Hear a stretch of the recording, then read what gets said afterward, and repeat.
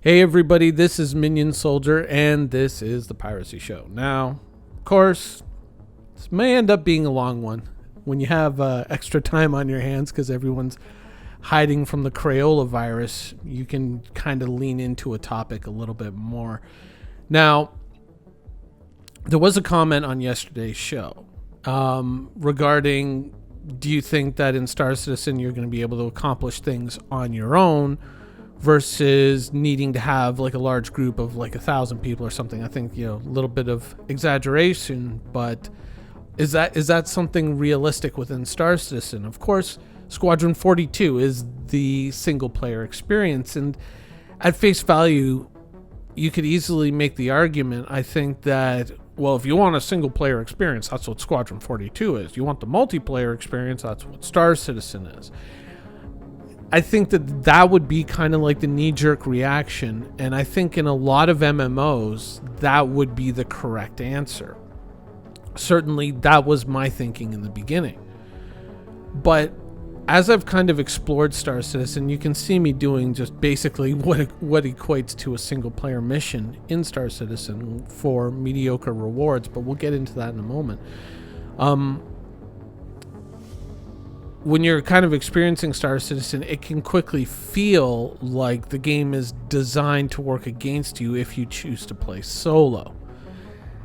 Is that really how it's going to be in the persistent universe? I don't think so. I think that within reason, there is a usable and enjoyable facility for, is that even the right word?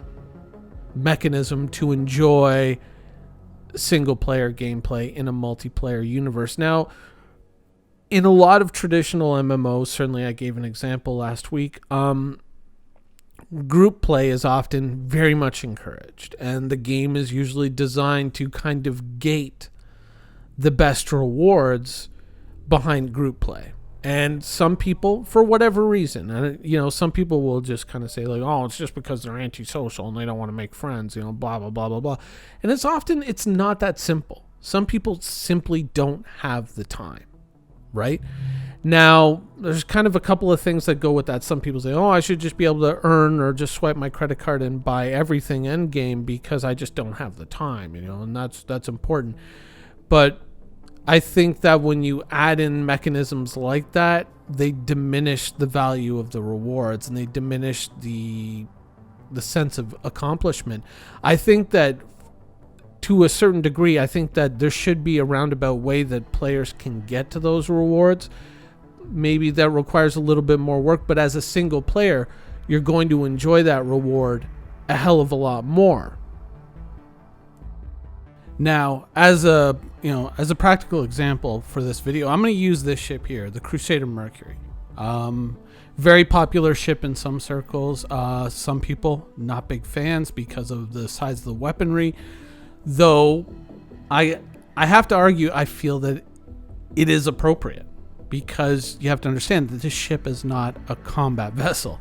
It's the Star Runner. It's, so long as CIG makes it fast, and I mean truly fast, and it also carries cargo and it also does the data running thing, I think that it is, kind of perfectly poised to really shake things up and be a hell of a great ship.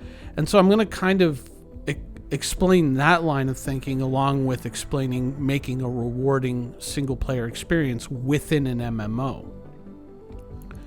So let's say that you are, such and such from so and so, and you just don't have the time for multiplayer gaming. Let's say that, by the time your shift ends at work, whatever that job is, it's like 4:00 in the morning your time. There's really not a lot of people to play with. So you kind of go for something that should be a rewarding single player experience. And you want something that has a little bit of range. You've probably seen a couple of my videos where I talk about fighters sound great, but it doesn't really have a toilet on it. So do you want to be, fighting the Van Duel while you're also fighting the fact that you've got a loaded diaper? I don't know. But let's say you've gone for this ship. Now, I do feel that there are certain things within the game that should be gated behind large multiplayer experiences initially. Let's say there's CIG creates an event like the Vanduul Assault on Stanton, and if you get together a fleet or a large group of a large group of ships with your friends, and you go and you fight the Vanduul, you defeat them, you gain some kind of reward from the UEE as a thank you for stopping this particular Vanduul incursion. Let's say it's a size 5 gun, or no, for this example, we'll say that it is a unique computer component that allows you to decode certain levels of data. And so someone with a data runner ship like a Herald, or in this case the Star Runner, would highly value that component. But that component is very rare, so it's going to be very hard to acquire. But I think that they should be able to acquire that component from the player who did the large experience for a certain amount of money, so long as they're willing to part with it. And if they're doing this kind of Vanduul thing frequently, they may keep the first one for themselves, and then they may start selling the second or third ones, and on and on and on. And I think that kind of creates an economy where if someone pursues the act of smuggling or, data running and makes a lot of money in that field, then they can go and then acquire that component from, that other player, and therefore enhance their own ship. And I think that when you have to really work for something in a video game, I think it makes that reward much more enjoyable than just if it was, just like, oh, well, I can just swipe my credit card and, get it. Now, with the ship itself, I mean, you can look at it and say, well, we do kind of just swipe our credit card and we get the Mercury Star Runner, but we know that these ships are baseline. It's kind of like in any other MMO, like if you were to just like level boost your character up to whatever the max level is, and it puts a bunch of green gear on your character, and you're like, okay, start your experience. You have to work yourself up to the epics, and I feel that ships are the same way. We're giving you the basic facility, the functionality, but there's going to be so much more room for improvement later once we get to the components and all these things like that. So realistically, you're getting a baseline ship, but you're not getting, the finished version of what that ship could possibly be. I think there's obviously a lot of room for upgrade, and when we're looking at ships, some people say, oh, these guns are too powerful, these guns are too weak. We really don't know where all these things are going to land in the end, so I always kind of concern myself more with the basic functionality of a ship rather than nitpicking the size of the shields or the size of the guns. Now, let's say that over time, the owner of this Star Runner is able to, is very successful at their career. They're a very smart player, very, very good at the game. They understand their experience, and they're staying in that single player lane, but they're really saying, I'm going to play this lane as the best that I possibly can. They're making a lot of money, and they're spending that money, giving it to players who do maybe the harder, more grandiose content that yields these great rewards. And they've gotten enhanced shields, enhanced guns, enhanced engines. They've acquired all of these things over time.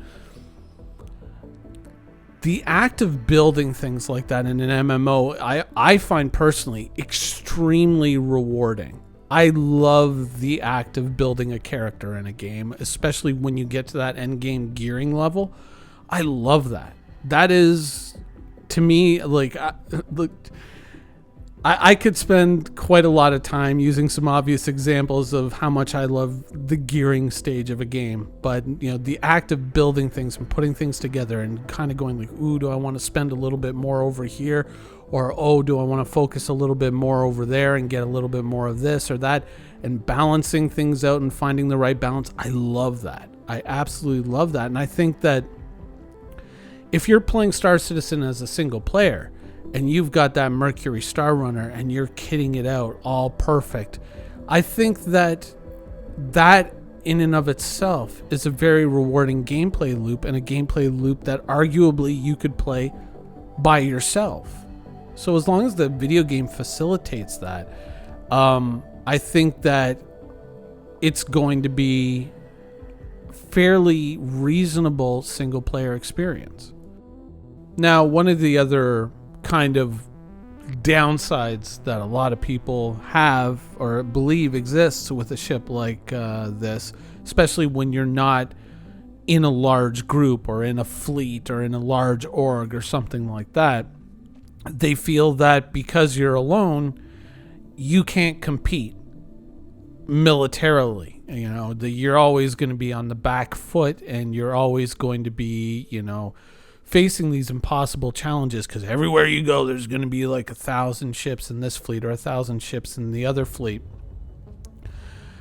Two things: we don't know that that's going to exist, because we don't know that the game can support that many players in an instance. And I'm frequently reminded of a video I made a long time ago, where people were saying that, there's going to be 1,000 players in an instance, and I just kind of made fun of that, and I said, that's never going to happen. Not with a game at this level of fidelity. Cannot happen. We are a decade away from having technology that can support that. But then again, with Star Citizen's development, who knows? Maybe both those will meet in the end.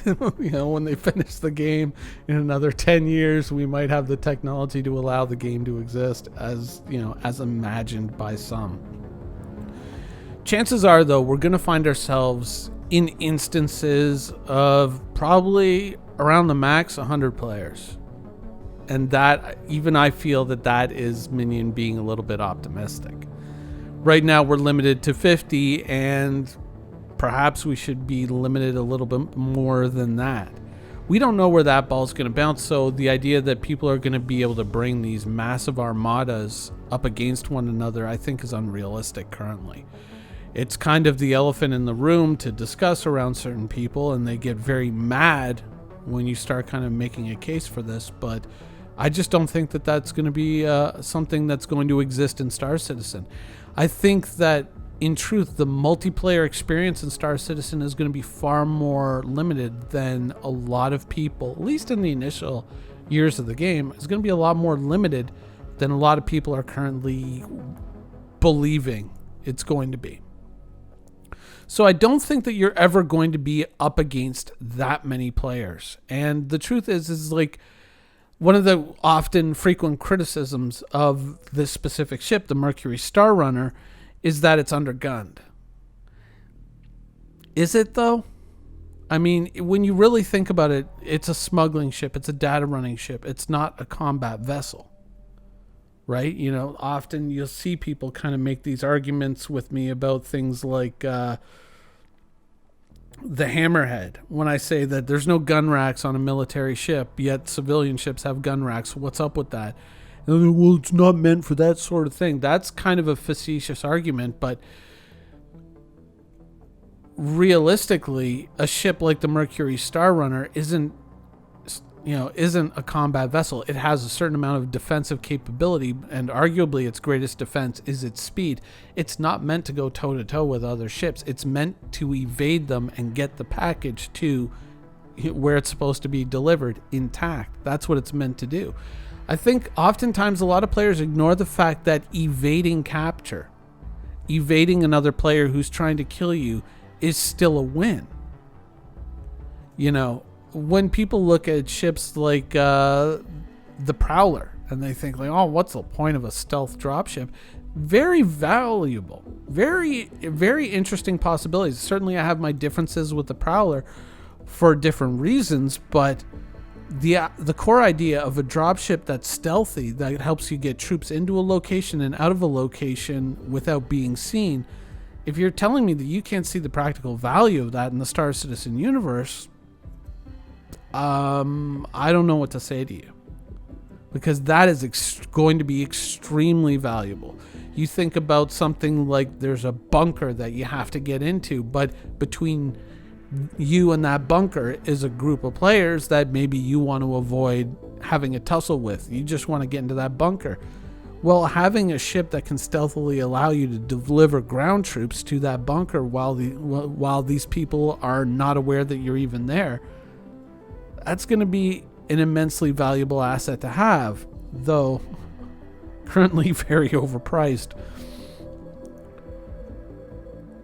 Realistically, I mean, if you're a single player and let's say there is a fleet guarding an objective or guarding a Stargate, if you can rip past them in a Mercury Star Runner because you've gone out and you've done the work and you've done your homework and you've got your ship kitted out and it's super fast, and maybe it has some kind of E-War jamming capability through the basic E-War facilities and hacking facilities that this ship is supposed to have on it, that you can make it so that they can only lock missiles onto you within a certain limited range and you're able to rip past them, get through that jump gate and go.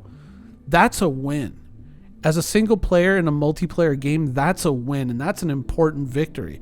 Being able to slip past and escape the enemy is sometimes just as good as defeating the enemy. Remember, like when you're smuggling, when you're running data, your objective isn't to kill that other guy. Your objective is to get those goods to this location. Now, maybe killing that other guy is the icing on the cake, but getting, your win is getting that mission completed. It's not shooting the other guy. So the reason why people are so concerned with the size of the guns, I do not understand. My main concern is the size of the engines and the size of the shields. That's where I'm focused. Because that's the important things on a ship like this. Think about the Millennium Falcon. I would love to use footage in this video, by the way, of the examples that I'm going to give, but of course, Disney copyrights, haha, not fair use, supposedly. When you think about certainly Solo, or you think about The Empire Strikes Back, when the Millennium Falcon was absolutely at its coolest is when it was evading the Empire through the asteroid field or heading towards the Maw thing. When it was evading capture, when it was being chased down by all these things. And you think about it in Star Citizen. Imagine trying to get into Grim Hex and you've got people chasing you and you're dodging in between asteroids with this ship and you're really showing off your pilot skill and the equipment on your ship and how good you are at it. That's, to me, flying the Star Runner, that is the dream come true. The dream come true is evading people while they're chasing you. It's not like, well, I'm going to turn this into a Vanguard and blow people up. No. Like when I look at a ship like this, I'm thinking Millennium Falcon all the way. And to me, it kind of fits the bill. And worrying about the weapons too much, I don't know, because we don't know to what extent we can upgrade and expand these weapons, and so you might be able to pull off some interesting things with a ship like this. So I think it's a little too early to write this off because of the weapons. So, I mean, obviously I've given an example of like a lot of fun and a lot of reward that you could have playing as a single player in a multiplayer universe if you come into it with the right mindset. Oftentimes that's kind of one of the arguments that I frequently see in regards to open world PvP in Star Citizen is like, I don't want people interfering with me going and doing my cargo missions or my trade missions or whatever. I don't want to deal with all of that stuff. I just want to go and get it done. And to me, that gameplay seems rather boring and uninteresting. I think that if you have a game where, even as a single player, even if you don't want to engage directly in PvP combat, as long as you have the facilities that give a player a reasonable chance, or maybe a better than average chance, to evade enemies and evade combat, so long as they're being smart about what they're doing, I think that you're heading in the right direction.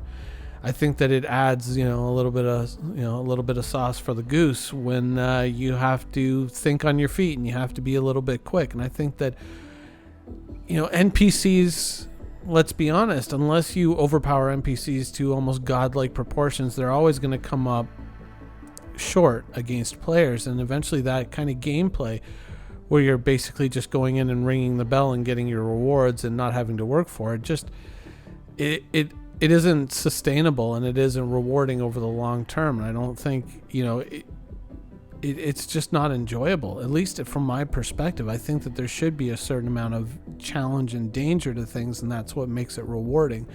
So long as you put facilities in place that, through the insurance system and whatnot, that allow players to recover from those unfortunate scenarios, because a complete wipeout is I don't think it's really a healthy thing for Star Citizen either.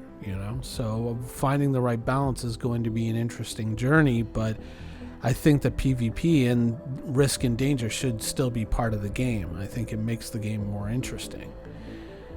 But I think that they are definitely headed in the right direction in regards to the way they're balancing things out, with NPCs being able to man turrets on multi-crew ships, being able to work at crew stations. I think that they're heading in the right direction. It's going to require feedback. It's going to require experimentation. It's not going to be something that's going to be instantaneous. Like, even if they could deliver all these things at the end of this month with 3.9,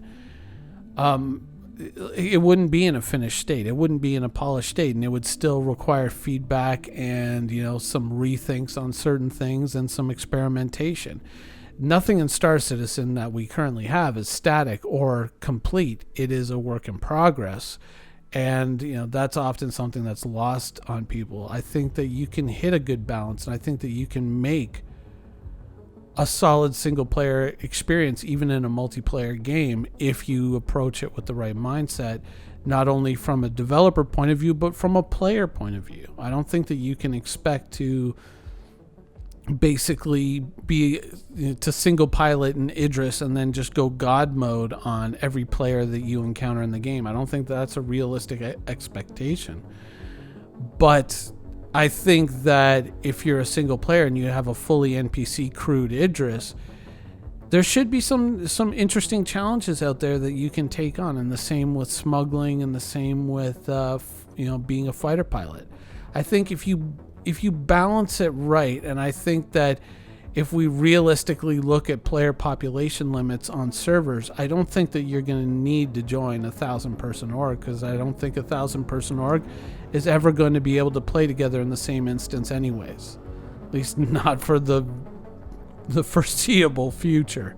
I mean, it's going to be a long time before we're at that point. A very long time. So I think that the fear that you're automatically just going to have to be forced to be playing with other people to get anything done in Star Citizen, I think that that's overblown. I don't think that realistically the game can actually sustain that amount of players that would actually make that a reality. It's not EVE Online. So those are my thoughts on that. And yeah, this is turning out to be quite a long video. I hope you guys enjoyed it though, and thanks for watching.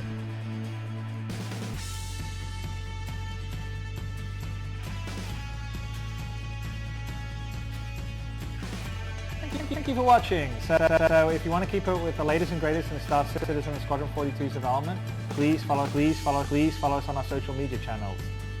See you soon.